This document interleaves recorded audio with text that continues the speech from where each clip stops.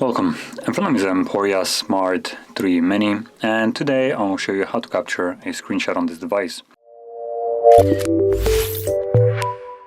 So you want to get started by opening up the content that you wish to capture. I'm going to be using settings as an example.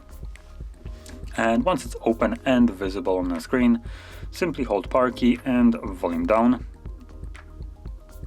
You'll get this image for a brief second and then pop up with three options: share, edit, or delete.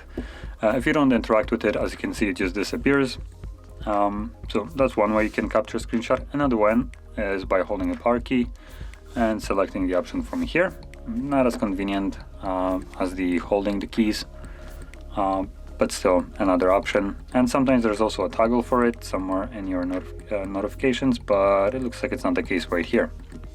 So anyway, once you capture your screenshots, you can find them all in your photo gallery. As you can see, there they are. So there are the two screenshots that I have captured. So that is how you can capture a screenshot on this phone. And if you found this very helpful, don't forget to hit like, subscribe, and thanks for watching.